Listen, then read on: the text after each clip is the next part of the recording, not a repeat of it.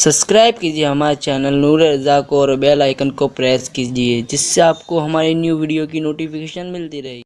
हज़रत सैयदना अब्दुल्ला इब्न अब्बास रदी अल्लाह तबारक व तआला अन्हु रिवायत करते हैं कि जहन्नम की आग और उसकी शिद्दत और उसकी तपिश का अंदाजा इस बात से किया जाना चाहिए कि जब अल्लाह तबारक व तआला ने हज़रत आदम अलैहिस्सलाम को ज़मीन पर भेजा और आदम अलैहिस्सलाम ज़मीन पर तशरीफ़ लाए और आपकी तौबा कबूल हुई, तो उस वक्त आपको हाजत हुई खाना बनाने की, क्योंकि जब तक के तौबा की कबूलियत की बशारत नहीं मिली थी उस वक्त तो एक ही धुन थी, न खाना न पीना न सोना, सिर्फ अल्लाह को मनाने की फिक्र थी। जब अल्लाह को राज़ी कर लिया, दुआ कबूल हो गई, तौबा की बिशारत आ गई, तो फिर आपके दिल ने चाहा कि खाना बनाया जाए। तो आपने अल्लाह से अर्ज़ किया कि मैं कैसे खाना बनाऊं? तो फरमाया कि आग पर खाना पकाओ। हमारा ये नज़रिया नहीं है कि पहले इंसान कच्चे जानवर खा जाता था और इंसान बंदर जैसे दिखता था बगैर दुम का। ये सारी चीज़ें बकवास हफवात हमारे यहाँ नहीं है। हमारे यहाँ ये है कि दुनिया का जो पहला इंसान है वो हज़रत आदम है, और आदम इतने खूबसूरत थे कि हुस्न फरिश्ता भी उनके हुस्न के सामने मान पड़ता था। पहला इंसान इतना खूबसूरत है कि हुस्न मलाइका जो है हुस्न इंसान के सामने। ये बात आप अच्छी तरह याद रखें। लोगों ने बशरियत को आज तक समझा ही नहीं है। मकाम बशरियत लोगों को समझ में नहीं आया। हर नबी बशर हुआ है और सैयदुल अंबिया भी बशर हुए हैं। मैं बात आगे बढ़ाने से पहले ये वजाहत कर देना चाहता हूं कि जो लोग अहले सुन्नत पे ये इल्ज़ाम रखते हैं कि हम नबी को बशर नहीं मानते, ये झूठ बोलते हैं। लानतल्लाहि अलल काज़िबीन, वो हम पे झूठा इल्ज़ाम रखते हैं। जो भी कहता हम बशर नहीं मानते, इसलिए कि हमारा ये अकीदा अहले सुन्नत का कदीम अकीदा ये है कि जो नबी को बशर न माने वो काफिर है। इसलिए कि जो नबी की बशरियत का इनकार करे वो काफिर है। अगर कोई कहे कि नहीं वो अकीदत में इनकार करता है, तो हमारे यहाँ अकीदत भी शरीयत की हुदूद में है। अगर अकीदत शरीयत की हुदूद से बाहर हो जाए तो फिर वो ईमान नहीं रह जाता, फिर वो इंसान को दीन से खारिज कर देता है। तो हमारे यहाँ अकीदतें भी हुदूद शरा में है।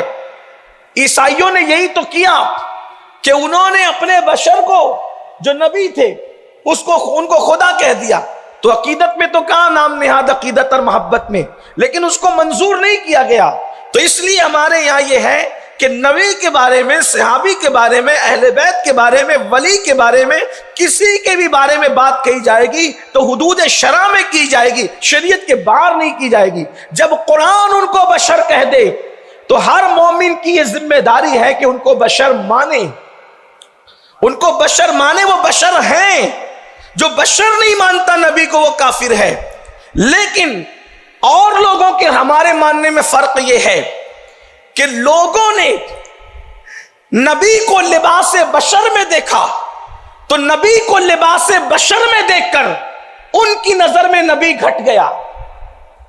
लोगों ने नबी को लिबास बशर में देखा, जाहिर बीन लोगों ने, जिनका ताल्लुक इरफान से नहीं, जिनका ताल्लुक मारिफत से नहीं, जिनका ताल्लुक खानकाहों से नहीं, सच्ची खानकाहों से नहीं, जिनका ताल्लुक अहलुल्लाह से नहीं, जिनका ताल्लुक जो है सहाबा किराम और अहले बैत से कल्बी तौर पे नहीं, उन्होंने नबी को बशर के लिबास में देखा तो उनको नबी छोटा नजर आया, नबी घट गया। और हमने नबी को लिबास बशर में देखा तो हमें पता चल गया कि मकाम बशरियत क्या है। वो नबी को लिबास बशर में देख के नबी को छोटा समझ बैठे, और हमने नबी को लिबास बशर में देखा तो हमें पता चल गया कि लिबास बशरियत कितना बुलंद मकाम है। इसीलिए तो हज़रत बेदम शवारसी कहते हैं, अब आदमी कुछ और हमारी नजर में है, जब से सुना है यार लिबास बशर में है। क्योंकि अगर लिबास बशर से खूबसूरत कोई लिबास होता तो अल्लाह अपने नबियों को वो लिबास अता फरमाता। अल्लाह अपने नबियों को शक्ल में भेजता। इससे पता चला मलकूतियत पीछे रह गई, बशरियत आगे बढ़ गई। ये मकाम बशर है। लोगों को बशरियत का मुकाम नहीं पता। लोग मकाम बशरियत में, लिबास बशरियत में महबूब को देखकर धोखा खा गए। और हमें अंदाजा हुआ कि लिबास बशर जब महबूब को पहना, आप गौर करें, आप जब किसी बड़ों की महफिल में जाते हैं तो आप उसी लिबास का इंतखाब करते हैं पहनने के लिए कि आपकी पूरी तिजोरी में या आपके पूरे कपड़े के बक्से में उस जैसा खूबसूरत लिबास ना हो, है ना। अगर महफिल बहुत अहम है तो जो इंतहाई दर्जे का खूबसूरत लिबास होता है आप वो पहनकर जाते हैं। दूसरी बात, अगर किसी महबूब को कोई लिबास तोहफे में देना हो तो पूरी दुकान में, अगर वाकई महबूब आप मानते हैं, चीटिंग नहीं करते किसी के साथ, महबूब मानते हैं, तो पूरी दुकान में सबसे आखिरी दर्जे का लिबास होगा, उस जैसा कोई ना होगा, उसी का आप इंतखाब करें।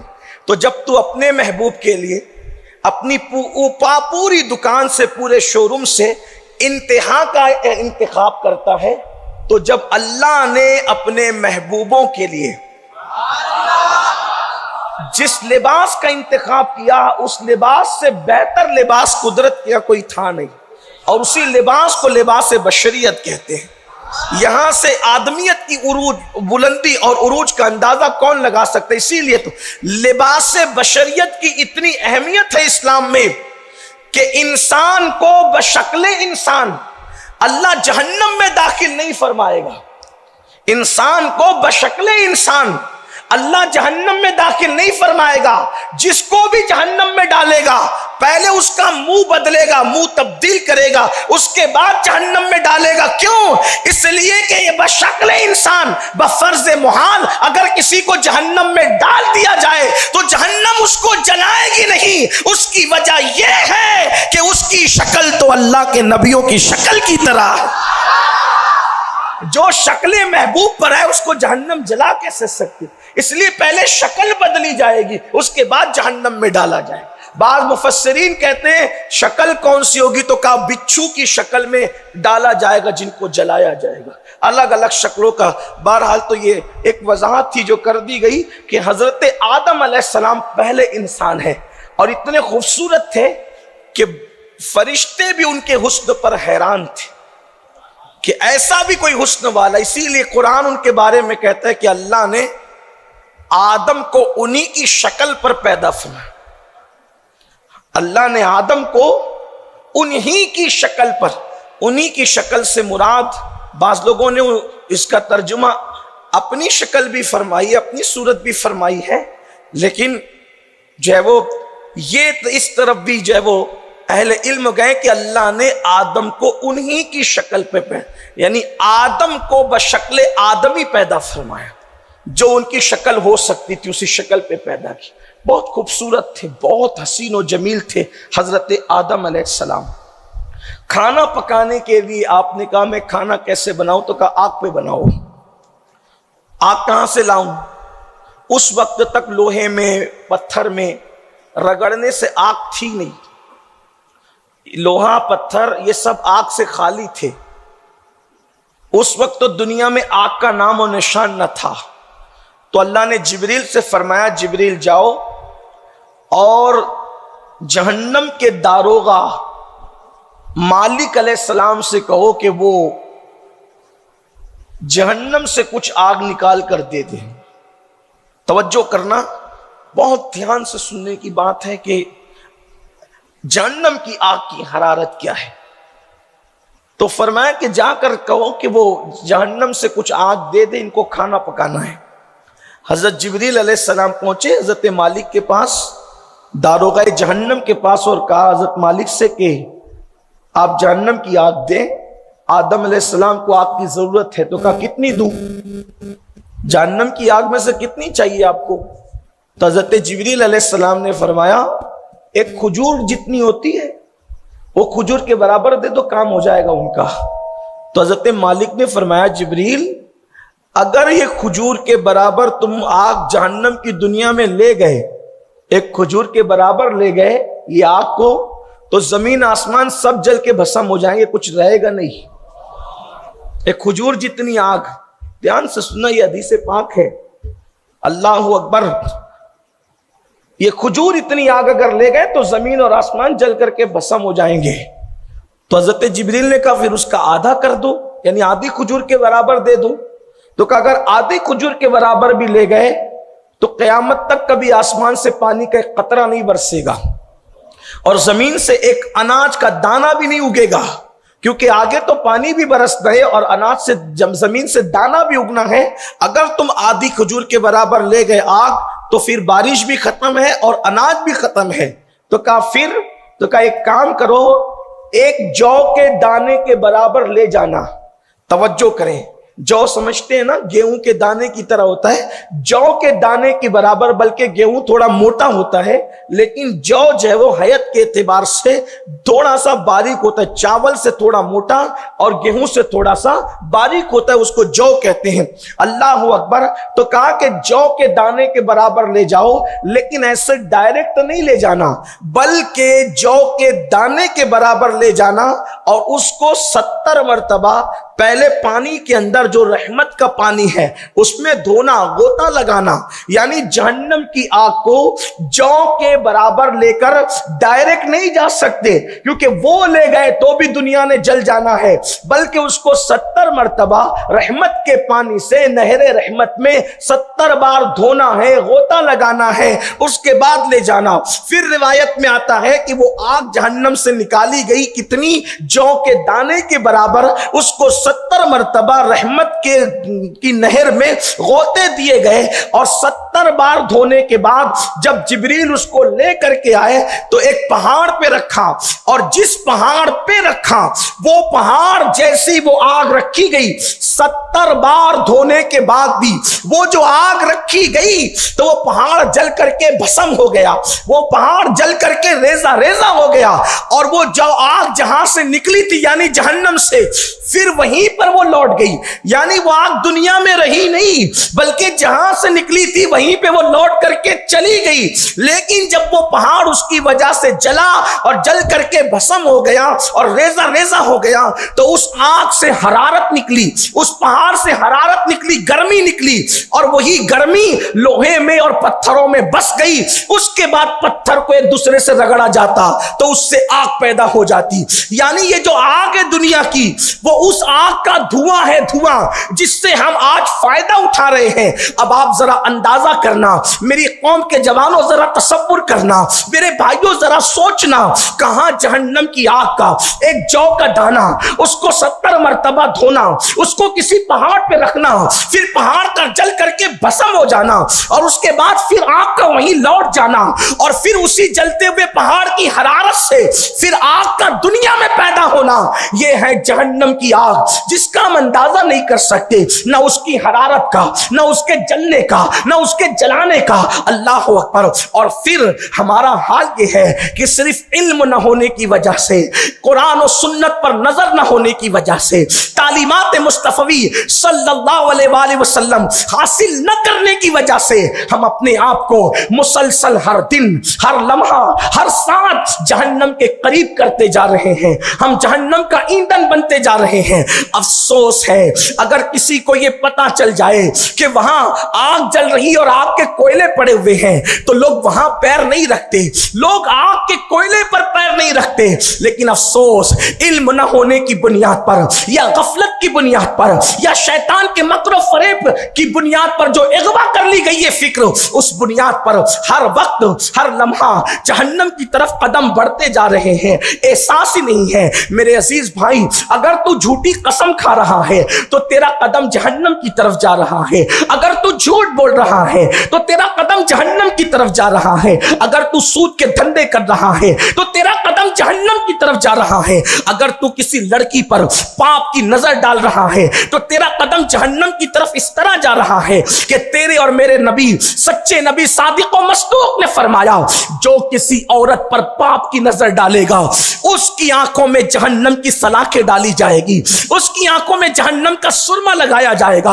افسوس, جس نبی नबी के कहने पर बिला तरद्दुद खुदा को एक माना, जिस नबी के कहने पर बिला किसी तरद्दुद के कुरान को अल्लाह की किताब मानी, जिस नबी के कहने पे फरिश्ते माने, जिब्रील, मिकाईल, इसराफील, इजराइल। मैं पूछना चाहता हूं, क्या हमारे बाप दादाओं ने इन फरिश्तों को देखा? क्या उनके बाप दादाओं ने उन फरिश्तों को देखा? किसने देखा इन फरिश्तों को? लेकिन हम कितना यकीन रखते हैं, हम अपनी माओ के बेटा होने पे जितना यकीन रखते हैं, उससे ज्यादा जिब्रील के वजूद पर, मिकाईल के वजूद पर, इजराइल के वजूद पर, इसराफील के वजूद पर, कयामत पर, हश्र पर, नश्र पर, अज़ाबे कब्र पर, इनामे कब्र पर, इन सब चीजों पर यकीन है कि नहीं है? और इसी का नाम तो ईमान है, इसी का नाम तो युमिनूना बिल गैब है।